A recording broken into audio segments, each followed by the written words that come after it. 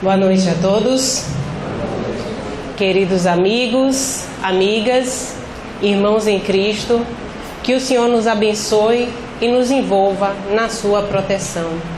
Que assim seja. Amém? Amém, Senhor. Hoje é dia de festa. Vocês pensavam que só quando chegasse o Natal que a gente iria comemorar. Medo e engano. Hoje nós temos um casamento a celebrar. As bodas. A parábola das bodas de núpcias, ou então festim de núpcias, banquete de casamento, tem vários sinônimos.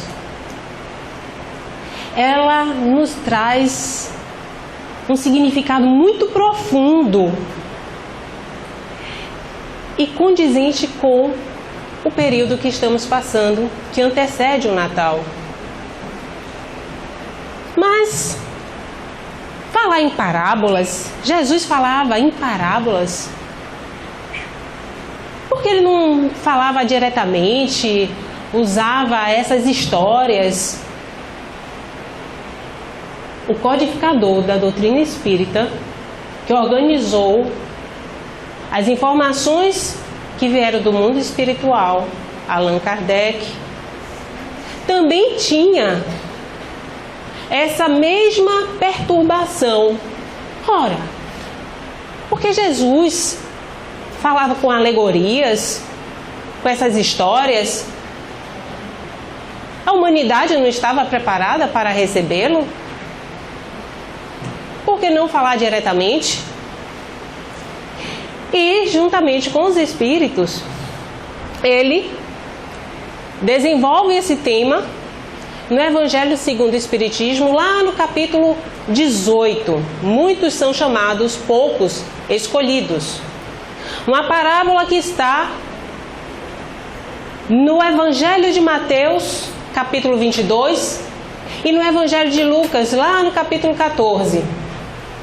Interessante que Kardec ele vai escolher a narrativa de Mateus, porque é uma narrativa mais detalhada, mais enriquecida. Lucas ele não descreve tão bem esse evento, essa festa que todos nós vamos participar. Bem, nessa curiosidade de Allan Kardec, ele partindo de algumas informações que ele elaborou no Livro dos Espíritos, o livro que enseja toda a nossa codificação, principalmente o que nós chamamos de obras básicas do Espiritismo. Ele, no Livro dos Espíritos, na questão 614, pergunta aos Espíritos: o que é lei divina, lei natural? Os Espíritos respondem: ora, lei divina é a lei de Deus. Sim, é a lei de Deus. É a única e verdadeira lei destinada à felicidade do homem. Em algumas traduções dizem que é a única necessária lei para a felicidade dos homens. Diz o que ele deve fazer e o que ele não deve fazer. E ele só é infeliz quando dela se afasta. Então muita gente aqui já está sabendo que está meio afastado da lei divina, né? Quando a gente fala em felicidade, estamos falando em felicidade plena, plenitude do ser. Não são momentos de alegria. Não é essa felicidade que estamos acostumados, é felicidade efêmera. Não. A felicidade plena do Espírito. Então já sabemos que existe essa lei, existe uma lei divina. Aí Kardec está aí. Onde encontramos essa lei divina? A época de Kardec, 1857, quando ele lança o Livro dos Espíritos, havia muita discussão teológicas a respeito dos códigos morais pautados na religião. Então, ele se preocupava, o que nós devemos considerar? A Torá, como os judeus fazem, somente os livros de Moisés,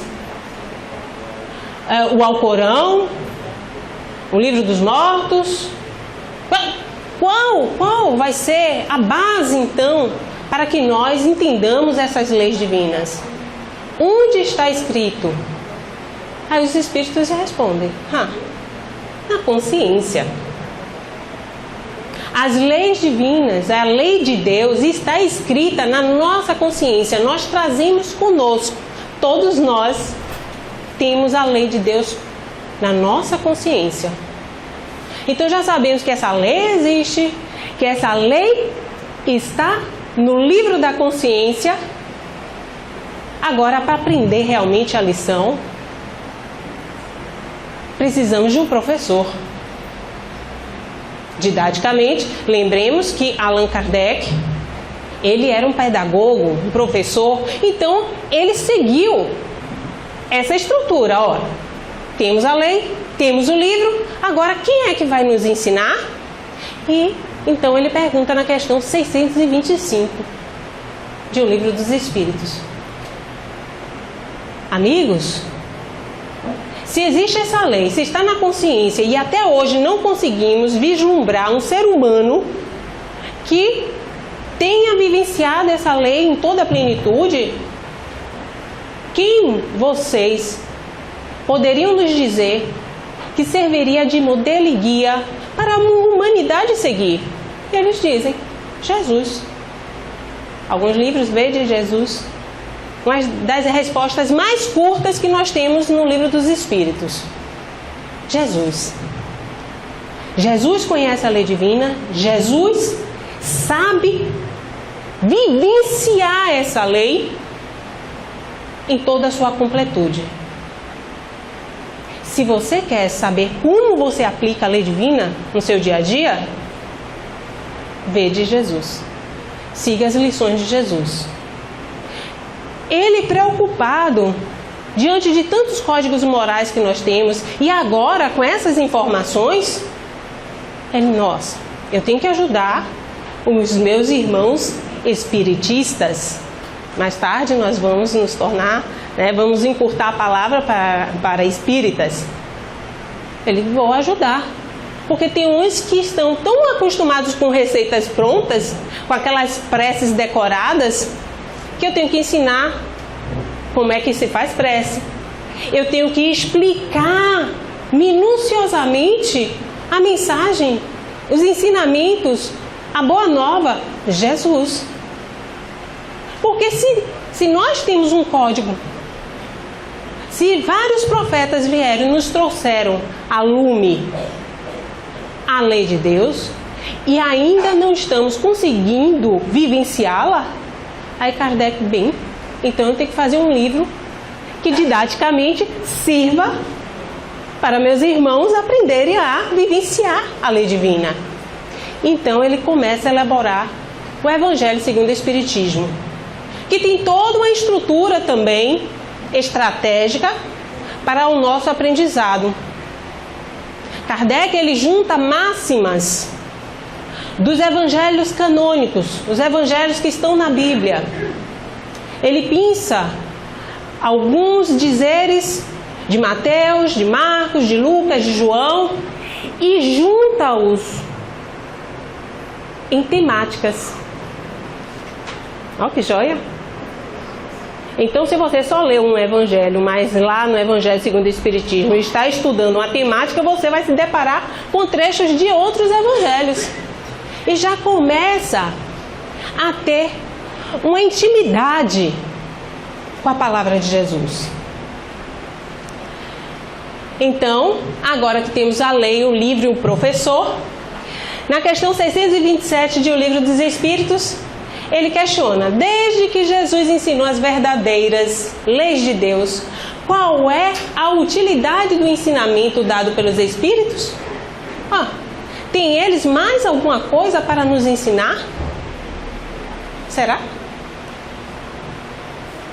Interessante, eles falam: o ensino de Jesus era frequentemente alegórico e em forma de parábolas. Olha a preocupação dos espíritos.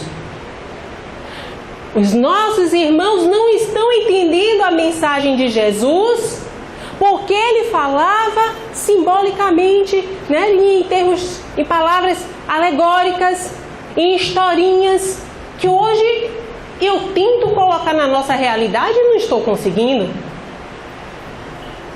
Porque ele falava de acordo com a época e os lugares. Faz-se hoje necessário que a verdade seja inteligível para todos. É preciso explicar e desenvolver essas leis, tão poucos são os que as compreendem e ainda menos os que a praticam. Os que a praticam. Essas leis, quando nós cumprimos, nós nos tornamos felizes, plenos. Aonde? Aqui? Aí nós já saberemos o significado do reino de Deus. Porque o reino de Deus a gente fica procurando externamente. Tem gente que no auge da depressão, da sua tristeza, vira assim: o que eu queria agora não é nem resolver o problema, é ganhar na Mega Sena. Deveria ser resolver o problema, né? Não, ganhar na Mega Sena, como se o dinheiro fosse a solução para todos os problemas que ele está passando. Aí ganha, ou morre, ou acaba mais depressivo ainda, porque vê que essa felicidade que os bens materiais nos trazem são felicidades passageiras. A verdadeira felicidade é a felicidade do reino. E como eu já dizia Emmanuel no livro Boa Nova, ele nos traz uma fala de Jesus que eu acho muito interessante, que Jesus diz que o reino de Deus é construção divina no coração dos homens, interiormente, não é fora. Então, meus amigos, essa parábola do festim de bodas, com a narrativa de Mateus, disse-lhes Jesus: o reino dos céus é semelhante a um rei que queria festejar as bodas do seu filho. Enviou os seus servos para chamar os convidados. Estes, os convidados, porém, recusaram ir. O rei ainda enviou outros servos com ordem de dizer de sua parte aos convidados: preparei meu banquete, matei os meus bois e tudo o que tinha engordado. Tudo está pronto. Vinde às bodas.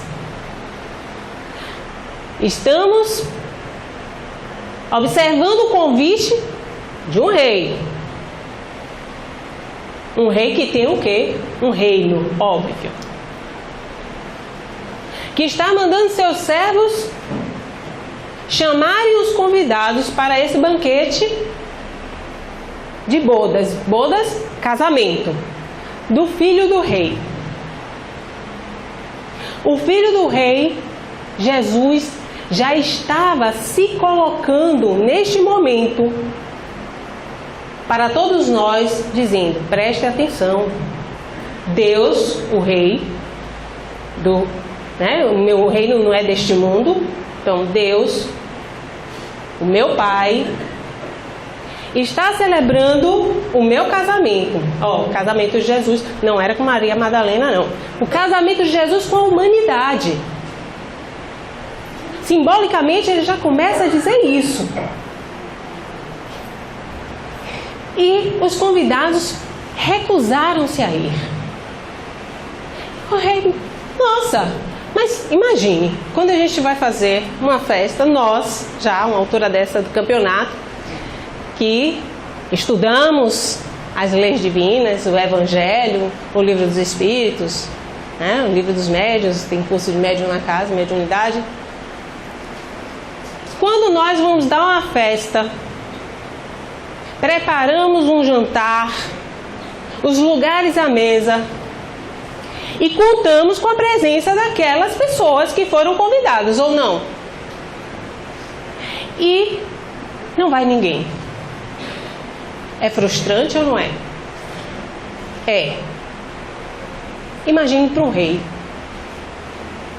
Então Jesus traz a alegoria, ou seja, a imagem de um rei, porque naquela época era assim o comportamento de um rei. Um rei convidava, você deveria ir, nem que fosse por obrigação, não tem que querer não, vai porque é rei que está chamando. Vinde às bodas. Eles não fizeram caso do convite, estão nem aí. Uns foram para o campo, outros para os seus negócios. E os outros, agarrando os enviados do rei, os ultrajaram e os mataram. Mandou os servos saírem pelas ruas e trazerem todos os que iam encontrando, bons e maus. Já matei meus bois. Naquela época, matar os bois, gente, é que nem a gente comprar o melhor buffet que tem aqui na cidade para celebrar essa festa. Então, para uma sociedade que tinha que ir para o templo, matar um carneirinho para oferecer para Deus, ou na purificação das mulheres, 2 pombinhas ou 2 rolinhas. Para a mentalidade da época, um rei que mata um boi, ele está realmente preparando um senhor banquete. Já está tudo preparado. Por que eles não vêm? Já que é assim, chamem todos. Vamos ver quem vai vir. A sala se encheu de pessoas que se puseram à mesa. Essas pessoas bons e maus. Agora não tem mais nenhum critério, né? Não precisa ser mais o chique, não. São os bons, os maus, os bonitos, os feios, os alegres, os tristes. Está todo mundo lá. O rei, encontrando com um homem que não vestia a túnica nupcial, lhe perguntou: como entraste aqui sem a túnica nupcial? Olha a cena. Estamos todos lá juntos no banquete e o rei olha para você, você aí atrás, ali, e diz: ei, não era para vir desse jeito não. Cadê a roupa adequada? Aí você, meu Deus do céu. Primeiro aquela vergonha, né? Não queria nem estar aqui. Tem gente que vai assim: morri agora, desencarnei. Mas ele está falando de roupa. Essa túnica é uma roupa exterior? Gente, se o rei é Deus, quando ele olha pra gente, ele vê a nossa roupa íntima. Epa, ficou até meio feio isso aí, vamos mudar. Deus vê o nosso interior, a roupa do nosso coração. Melhorou, né? Ele nos vê por dentro, na íntegra. Sabe o que nós trazemos no nosso coração. Então, quando ele está se referindo a um convidado, dizendo: você não está vestido adequadamente, ele está dizendo: você não tem as virtudes necessárias para estar aqui conosco. Então, o que é que eu vou fazer com você, meu amigo? Eu sei que você foi convidado, mas não está de acordo aqui com a minha festa. O homem ficou em silêncio.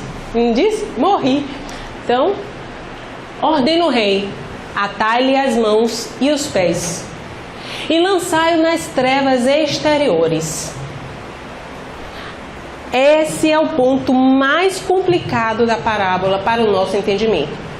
Muitas pessoas já me perguntaram a respeito exatamente dessa passagem. Karina, como que Deus é bondade?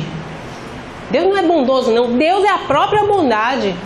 Como que Ele vai mandar atar pés e mãos de um ser humano, de um filho seu, e jogar nas trevas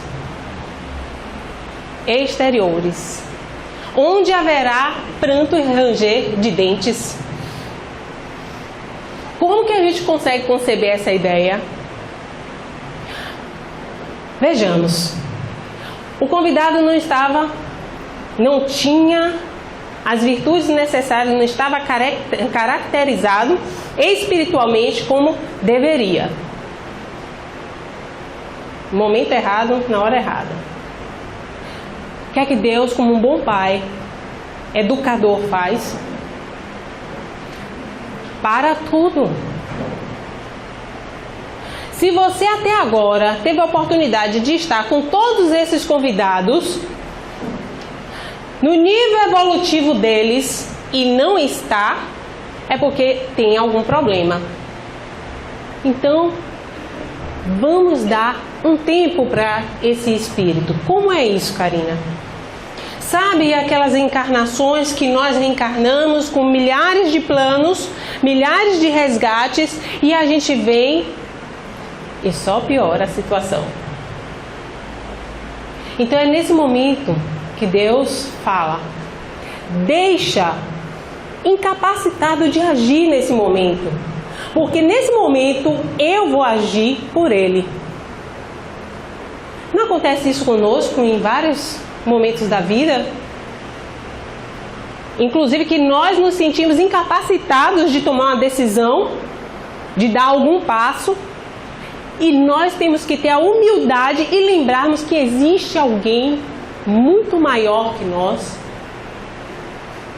que quer o melhor para nós, mas que temos que dar uma chance. Temos que chamá-lo, pedir a sua ajuda e entregar determinadas situações a Deus. E aí nós recebemos sim as respostas. Então, nesse momento que eu estou incapacitada de agir, o que provavelmente vai ocorrer? Se eu estou no reino de Deus, fui lá indevidamente porque não tinha as virtudes, ele me manda para fora do reino. Gente, imagine, um castelo era iluminado, as pessoas estavam lá dentro. Quando eu vou para fora do reino, está tudo escuro lá fora. Muitos locais, inclusive, é floresta. A sensação que eu tenho é de falta de proteção. É o medo. E agora? Para onde que eu vou caminhar? O que eu faço? Isso reflete o nosso medo quando nós reencarnamos. A nossa reencarnação é assim. Prantos e rangeres de dentes. Quando reencarnamos, quanto chororô, né? Diante dos problemas, do desespero, da rejeição, da decepção, da traição. Quanta raiva, quanto ódio, quanto ranger de dentes. Porque não ainda nos trabalhamos.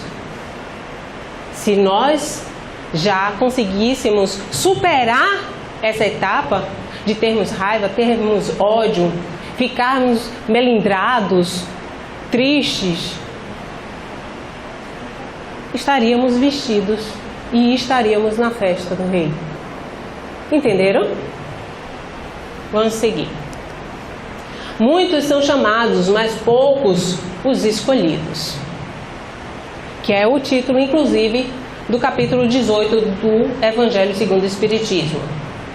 Bem, compreendendo a parábola, eu preparei aí uma recepção para vocês, né? Eu tentei combinar com o Milani aqui hoje, mas ele falou, é tratamento.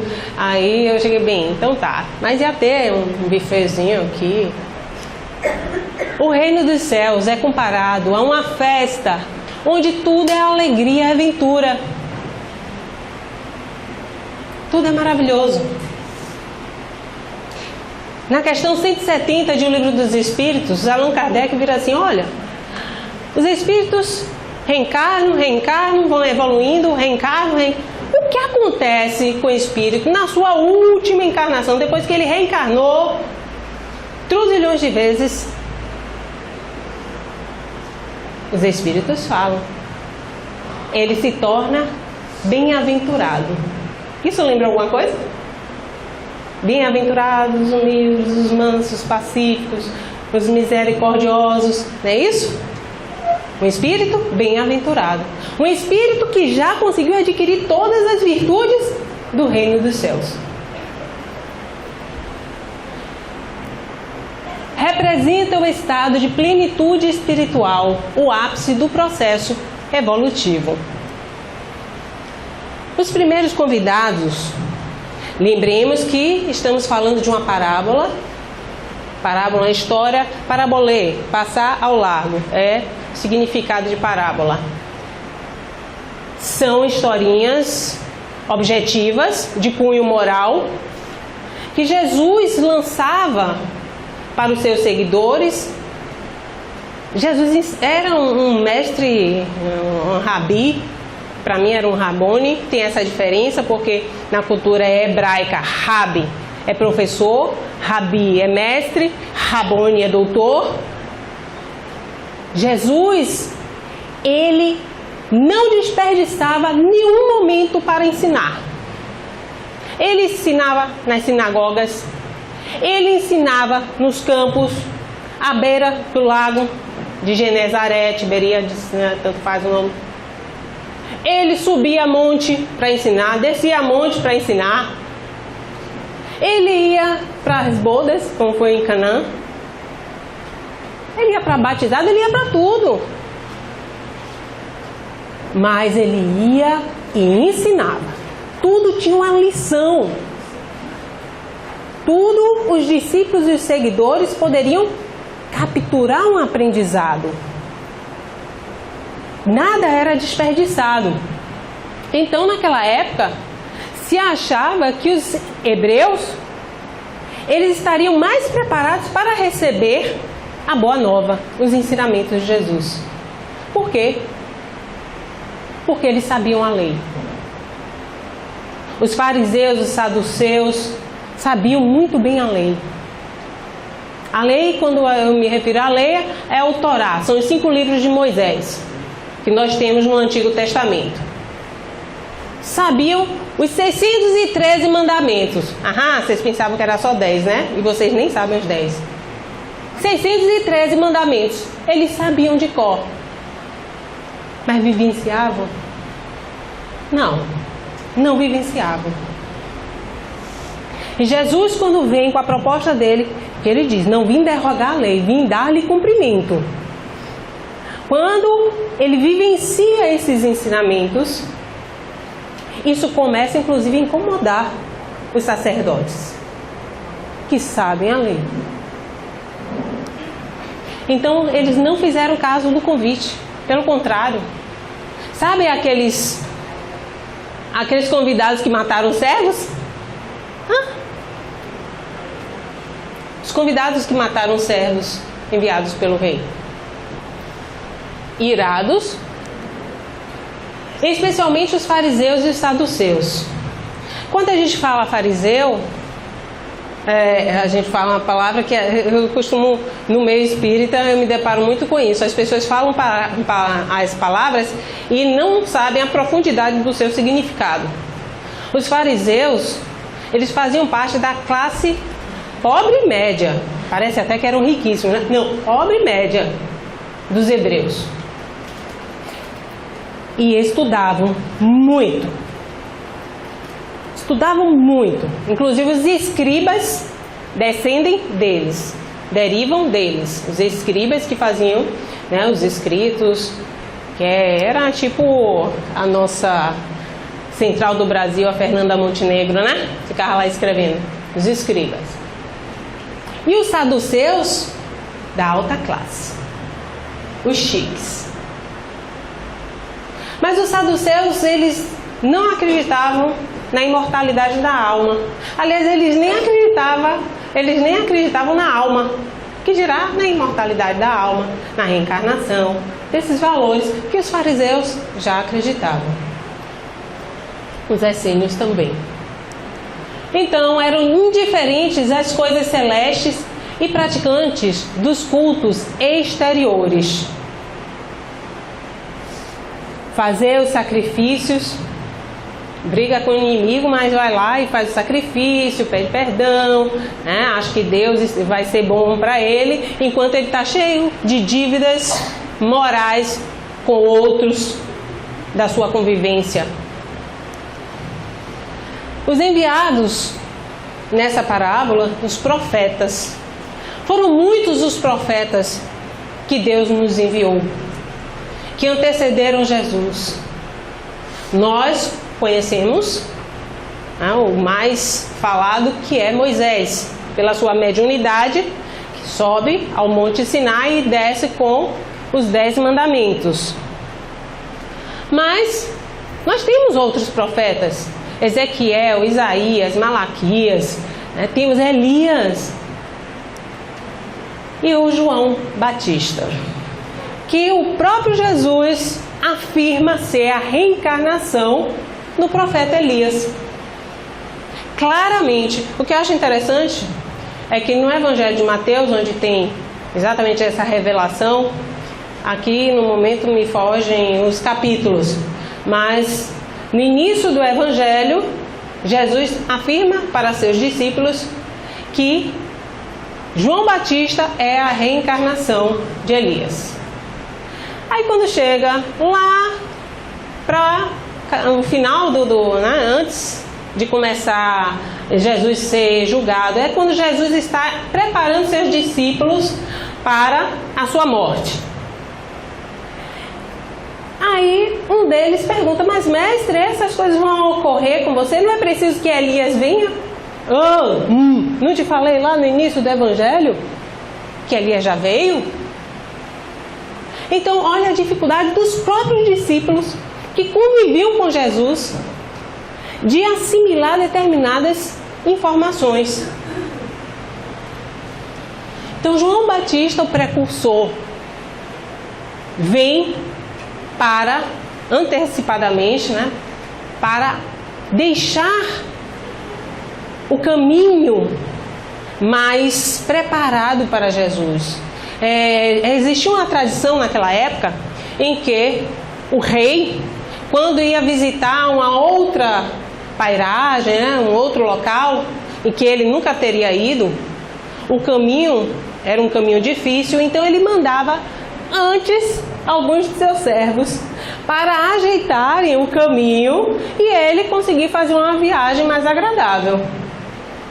Isso também partia da mesma premissa para o Messias que era aguardado pelo povo israelense. João Batista, os profetas ensinavam a verdade. Profeta é aquele que pode antecipar, falar sobre o futuro, trazem as verdades celestiais consigo, são enviados por Deus. Quase não eram escutados. João Batista ficava lá clamando no deserto, né? Venham, se batizem, sejam perdoados, o reino está vindo. Então, suas advertências eram desprezadas e muitos foram mortos. Os profetas, então, sempre tiveram um fim trágico. Outros convidados, no final das contas, vai chamar todo mundo, bons e maus. Quem vai ter um trabalho excepcional nesse convite de bons e maus é, inclusive, Paulo de Tarso. Por quê? Como a Boa Nova, a princípio, era direcionada para aqueles povos, os judeus, os povos da Palestina, aí Jesus vê, não, vamos também pregar para os estrangeiros, os gentios. Vamos pregar para todos, bons e maus. Então todos os outros povos pagãos e politeístas, né, que acreditavam em vários deuses, tinham várias divindades. Lembrando que os judeus foram o primeiro povo, né, dos hebreus, monoteísta. Então, a Boa Nova foi pregada pelos apóstolos e discípulos, em especial por Paulo de Tarso, junto aos povos gentílicos. principalmente na Grécia, né, na Síria. Quem acolhesse a boa nova teria então lugar nessa festa. Voltando então à túnica nupcial. Significado maior na simbologia da túnica: coração puro. Um coração virtuoso. Cumprir a lei de Deus, porque fora da caridade não há salvação. Ah, Karina, então eu já podia ter ido para esse banquete. Eu já posso, inclusive, ir para esse banquete. Porque eu sou virtuosa. A pessoa vem e fala comigo, né? Olha, eu tenho compaixão, eu sou misericordiosa, eu sou alegre, eu sou uma pessoa que tem facilidade em perdoar, eu sou prudente, disciplinada. E começa a elencar várias virtudes. Sou amorosa, sou paciente. Tá. Então quer dizer que se alguém agora lhe ferir, lhe magoar profundamente, você é capaz de perdoar. Sou. E quantos eu não já perdoei? Tudo bem. Ótimo. Seja bem-vinda ao reino de Deus. Só que a nossa irmã ou irmão, né, essa pessoa sai daqui do centro e vai para casa para ver se consegue assistir o resto da novela para ver a vingança da Clara.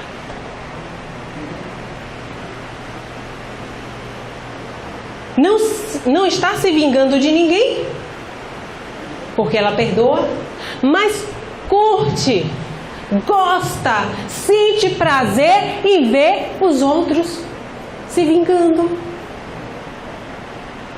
Que pessoa virtuosa é essa? Eu vejo no Instagram, quando tem uma postagem, inclusive, dessa vingança dessa Clara, da novela O Outro Lado do Paraíso, que de Paraíso só tem as imagens, né, as paisagens. 200.000 curtições, 300.000 curtições no Instagram. Eu viro assim, meu Deus, como tem gente que para e fica acompanhando vingança dos outros. Isso é que você está semeando no seu coração. Então não venha me dizer que seu coração é um coração bom, um coração puro, que a vestimenta do seu coração está adequada para o reino de Deus. Porque não está. Você pode me enganar. Pode vir aqui, assistir palestra, fazer tratamento, ler livros espíritas ou não, doutrinários, morais, ter um comportamento de uma Santa Clara, de uma Madre Teresa de Calcutá, mas o que importa são as suas intenções, os seus pensamentos. Eu convivi com um São Francisco que era o exemplo da moralidade. Uma vez eu guardei o lugar numa palestra para ele, ele chegou, brigou comigo, porque ele disse que guardar lugar, coisa horrorosa. Lugar é meritório. A pessoa chegou, tem direito a sentar. Você ficar aí guardando com essa bolsa, que coisa feia. Eu me senti a pior pessoa do mundo. Eu falei, nossa, tenho muito que aprender com essa pureza de criatura. Mas ele torcia para um time e eu torcia para outro. Então, quando entrava no carro, a pessoa pegava e começava a botar o hino do time dele. E eu era obrigada a ouvir. Também, quando acabava a música, eu começava a cantar o hino do meu time. Se você continuar cantando essa música, eu vou parar o carro, você vai descer. São Francisco de Assis, um amor de pessoa. Sério? Então, olha como os comportamentos são conflitantes. Se você é bom, o bem é bem em qualquer lugar. Não existe um bem mais ou menos. O mal é mal em qualquer lugar. Então, se você quer ter uma postura de uma pessoa virtuosa, você tem que incorporar esses valores em você. Não é fazer o bem hoje porque me é conveniente. Não tinha outra opção. Tá sobrando. Porque é assim que a gente raciocina. Essa época de Natal. Ah, vou fazer a caridade. Teve um ano inteiro para fazer caridade. Para participar de uma campanha. De se engajar num trabalho caridoso. Mas chega o Natal, não vou fazer caridade, porque é Natal. Mas as pessoas que você vai ajudar agora precisaram de você o ano inteiro. Onde é que você estava? Porque você é virtuoso, né? É conveniente. Então temos que buscar essas virtudes e fazer com que elas sejam inerentes ao nosso espírito. Isso é a vestimenta do nosso coração, do nosso espírito, da nossa alma. São esses valores que Deus enxerga em nós. Trevas exteriores. E o rei irou-se e mandou o convidado inadequado para as trevas exteriores. A afirmativa de Jesus se refere à manifestação da lei de causa e efeito. Lembra? Eu me acho virtuosa, mas sou virtuosa? A gente sabe quando uma virtude faz parte de nós, quando ela se torna automática, gente. Quando eu já não me empenho, não me esforço em praticá-la. Claro que para conseguir chegar a esse nível, a esse estágio, eu começo me esforçando. O espírito ele é movido por pensamento e vontade. Busca a vontade que tem dentro de você e vá pautando as suas ações no bem. Vigiando os seus pensamentos. Porque é onde tudo começa. Não faz, mas pensa nisso o tempo inteiro. É a mesma coisa que a gente está fazendo. Por isso, aquele velho termo, né? Pecar em pensamento. Porque o pensamento já traduz a sua intenção. Mas por algum motivo, alheio à sua vontade, você não está praticando. Então, de todos os que ouvem a boa nova, a palavra, os ensinamentos de Jesus, poucos são os que os guardam e os aplicam proveitosamente. Poucos são os que guardam e os aplicam. Karina, quais são os ensinamentos de Jesus? Comece lendo o Evangelho segundo o Espiritismo. Depois vá e leia os Evangelhos na íntegra. Porque você consegue entender o contexto de alguns ensinamentos de Jesus. Vós sois o sal da terra. Pô, eu sou salgada? O sal naquela época era utilizado para conservar. Para evitar a corrupção de um alimento. O que Jesus está dizendo que nós somos o sal da terra? A gente pensa logo, né? Porque nós temperamos a vida. Sim, também. Mas o que ele está querendo nos dizer, chamar a atenção, vocês que já estão recebendo os meus ensinamentos, que têm olhos de ver e ouvidos de ouvir, preservem esses valores, coloquem em prática e ensine-os, que é assim que os discípulos fazem depois, se tornam apóstolos. Discípulos é aquele que segue o mestre.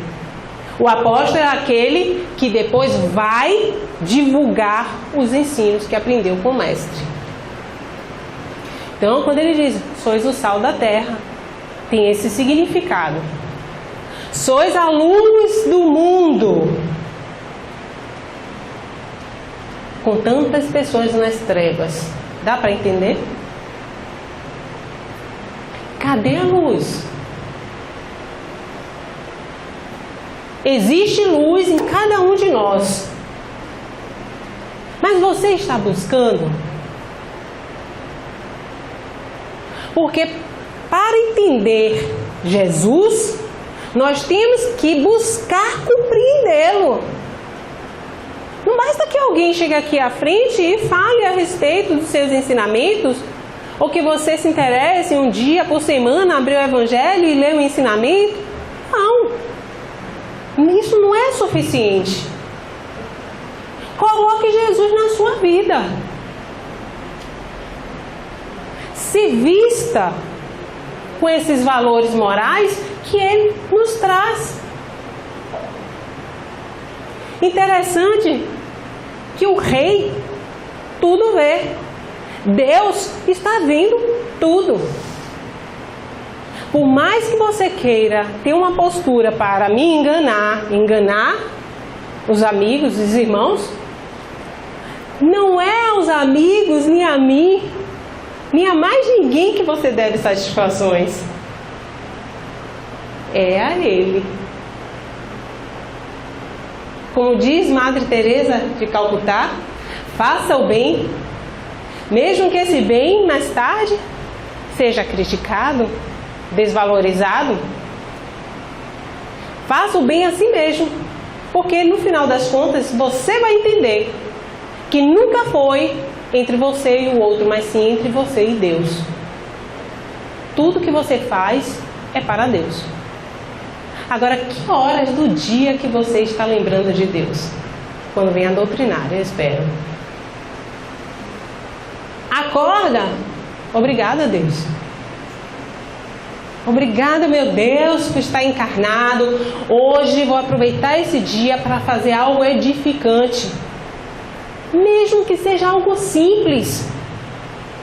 É uma pessoa que chega que você provavelmente não teria paciência. E a pessoa vem, fala alguma coisa e você... ó, minha caridade de hoje. Não vou nem responder. Pronto. Já ajudou. São uns pequenos detalhes, gente, que quando nós nos condicionamos, aí sim viram virtudes. Porque é muito fácil fazer o bem. Quem é que aqui não pode fazer o bem? Difícil é você fazer o bem desinteressadamente. Por exemplo, época de eleição está chegando aí o candidato começa a distribuir cestas básicas, né? Ajuda na merenda da escola, das crianças. Está fazendo bem? Tá. Mas o interesse dele é realmente fazer o bem ao próximo? Ou é ganhar votos? Ganhar votos. Então, ele faz o bem, mas não é virtuoso. Só é virtuoso aquele que faz o bem, que ama o próximo sem interesse. Aí hoje se questione, porque os relacionamentos são assim, né? Ah, eu amo muito ele, mas parece que ele não me ama. Não me ama na mesma intensidade que eu amo. Não importa. A sua parte é amar. O seu propósito é amar. A sua missão é amar. Se o outro está amando mesmo, está amando mais ou menos, está amando assim ou assado, é o jeito dele. Vai de acordo com a evolução dele. Se for preciso, vai reencarnar, vai haver prantos e ranger de dentes. Porque o que acontece? Quando a gente traz essa parábola para o momento que estamos passando, de transição planetária, ou seja, quando nós estudamos a evolução dos mundos, sabemos os degraus, né? Mundo primitivo, mundo de provas e expiações, que é o nosso, estamos caminhando, transitando para o mundo de regeneração. Depois, mundos felizes, mundos celestes. Olha, tem muito mundo pela frente, viu? Então, vamos ser logo virtuosos. O que acontece? Já ouviram falar dos exilados da capela? Nesse momento, são muitos espíritos recalcitrantes no erro que estão reencarnando, estão tendo inclusive a sua última oportunidade de reencarnar na Terra. Daí a gente se deparar com tanta coisa, né? Esquisita. Sim. Mas também muitos espíritos bons que vêm nos auxiliar estão reencarnando, graças a Deus. Porque há um planejamento para tudo que provém de Deus. E eu, animada, me trabalhando nas virtudes, com toda certeza, farei parte do mundo de regeneração. Será? Uma coisa é o que eu acho, outra coisa é o que está dentro de mim. Todo mundo sabe aqui o que carrega no seu inconsciente? Não, né? A gente nem se conhece direito.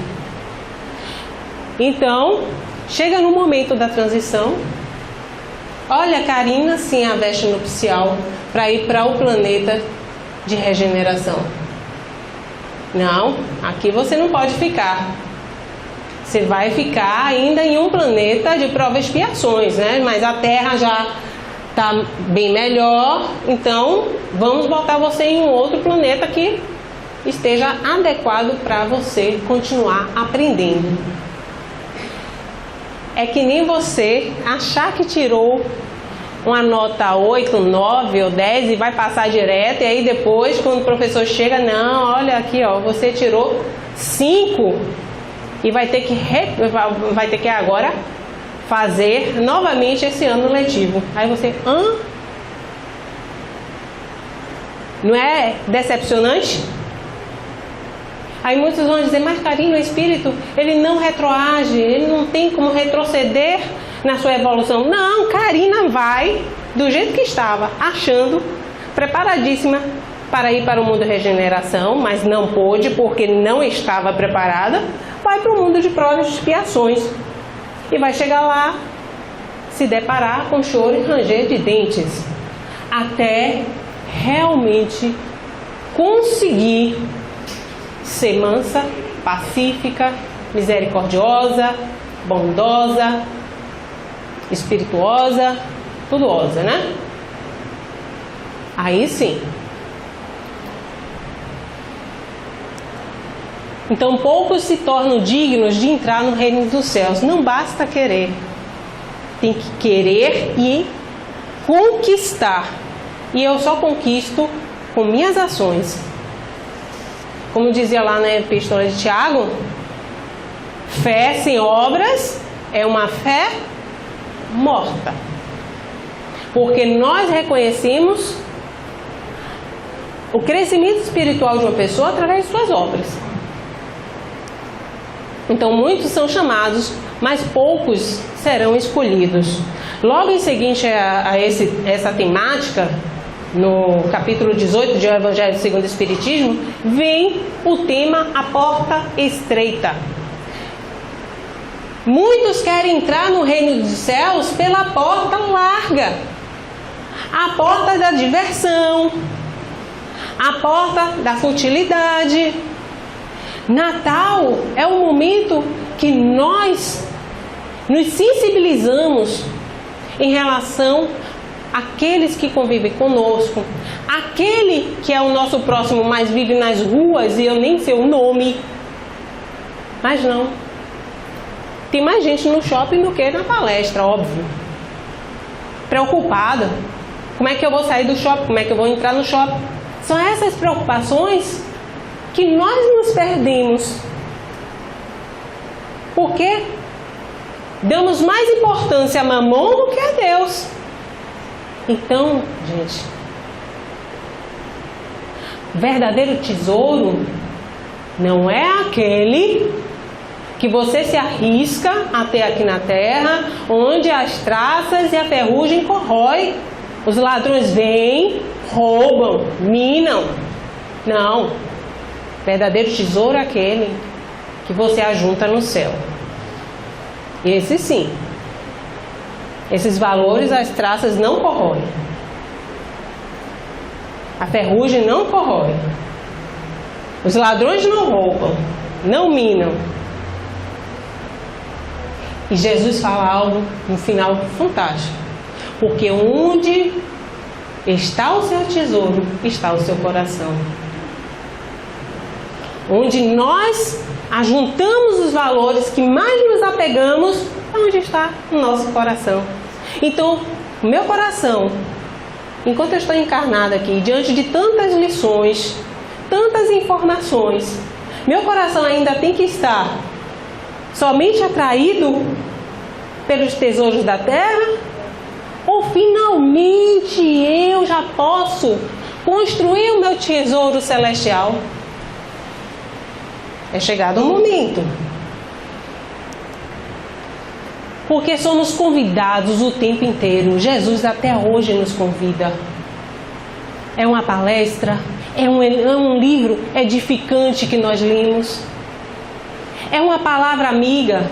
É um programa, às vezes, edificante na TV que a gente assiste e desperta para isso. Um bom filme. Brilhe a vossa luz diante dos homens, para que vejam as vossas boas obras e glorifiquem a vosso Pai que está nos céus. É o que conclama Jesus. Quais são suas obras? As obras do bem. Estamos preocupados em fazer a lista do Natal, né? Depois a lista do que eu quero para o ano que vem.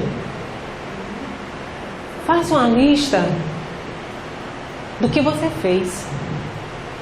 Analise o que você fez. E tenha certeza que o que você escrever, você pode fazer muito mais. Eu vou passar um pequeno vídeo. Você pode me ajudar? Para encerrar esse momento, porque é uma festa, né? Uma festa sem música não é festa. Já ficaram sem as comidinhas, né? Que eu falei que iria contribuir. Mas eu vou precisar da ajuda de vocês para a gente aproveitar que essa palestra que antecede o Natal. Vamos ver o que a gente pode fazer aí.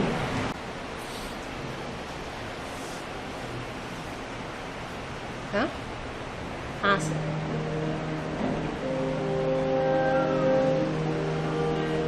Deixa eu ficar aqui para enxergar. Pai, quero te amar, tocar o teu coração e me derramar a teus pés. Mais perto quero estar, Senhor, e te adorar com tudo que eu sou e te render glória.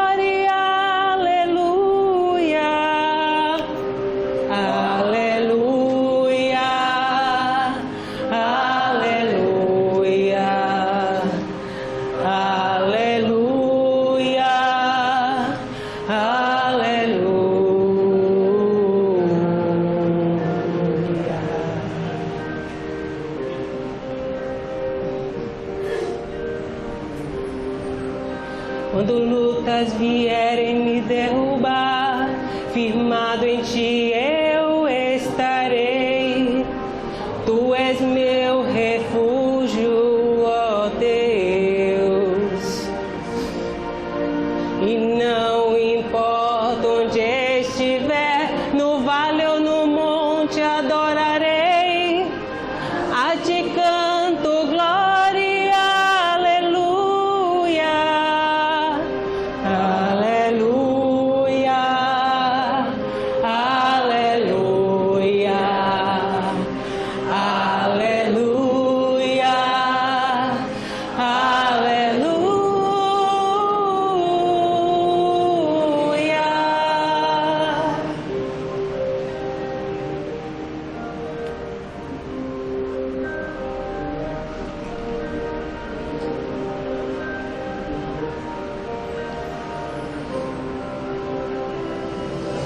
Senhor, preciso do teu olhar, ouvir as batidas do teu coração, me esconder nos teus braços, ó Pai. Toda minha alma deseja te junto com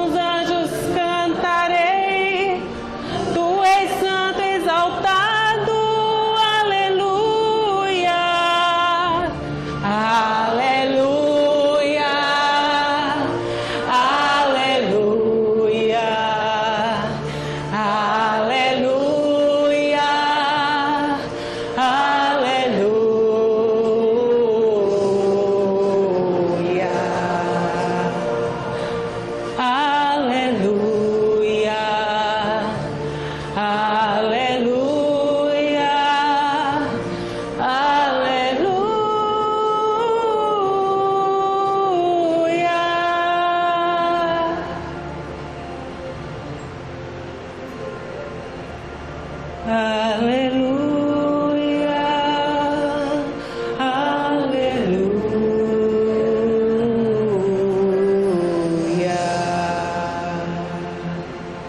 Que Deus abençoe a todos vocês, muita paz, muita luz no amor de Jesus. Amém.